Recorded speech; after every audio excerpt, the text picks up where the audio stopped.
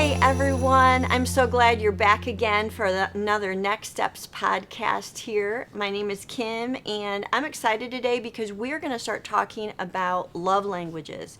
We're going to do it today and for the next 4 weeks. And I don't know if you've heard of it before, but Gary Smalley wrote a book called The 5 Love Languages, and in it he describes 5 different ways we all need love and we give love, and they're kind of ranked according to what we need most all the way to what we need least. And if you haven't yet, there's actually a free assessment online that you can take. Just go to 5lovelanguages.com. And so today I have a beautiful friend named Cierra with me. And Cierra, how are you doing today? I'm good. How are you? Doing pretty good. I'm doing good today too. And tell us, what is your number one love language? My number one love language is gift giving. Gift giving. And when I saw that you that was yours, I was so excited. Like, I was fascinated because when I study love languages, it is typically it isn't someone's number one. Like, usually it comes like last or maybe second to last. So I would love you to let people know, like, describe the gift giving love language for us. For me, the gift giving love language is showing love in like a tangible item that the person can keep forever and remember your love. And that's what's important when I'm given a gift. That's what I like to hold on to, is to remember their love through that. Yeah, so it's something like you can hold on to. The other love languages, you really can't usually. Yeah, they're more in the moment.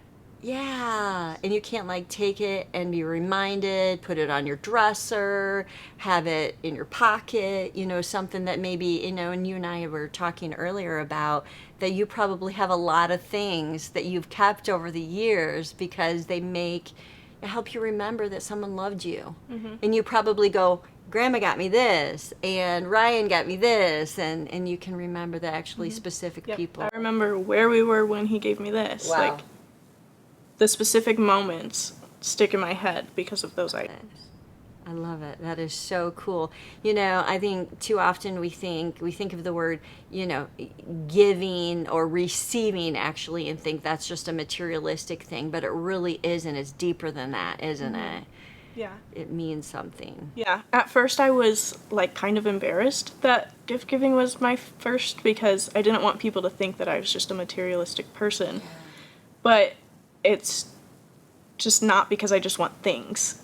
I don't just want stuff. I want things that are important between me and that person who gave it to me. Sure. I love that. I love it so much because unfortunately it's my number 5. And so I need help from you, as well as, if statistics are right, a lot of people out there watching need help from you as well, because there are people who have the love language of gift giving at number 1, 2, or 3. And even if it's not number 1, if it's 2 and even 3, those of us who are on the bottom of the spectrum need to know how to love someone in that way and fill them up in that way. So what are some practical ways that we can give another person a gift? Well, the easiest thing is if you're just walking through the store doing your grocery shopping and you see something that reminds you of a specific person, just pick it up and buy it and just give it to them the next time you see them. They'll think the world of it. Even if it's like their favorite candy bar. Like, it doesn't matter. It doesn't have to be this huge thing that you spend a bunch of money on. It's just, you thought of me and you spent the money that you could have spent on something else to give me something to show me that you care about me. Right. And it's a matter of, I need to stop and I need to be thoughtful of someone. It's sometimes I get so on a fast track in the store, but once in a while I'll come across something and I'll see it, but then I don't always get it for that person. And we were saying earlier too, it's not just the thought that counts, right? Right.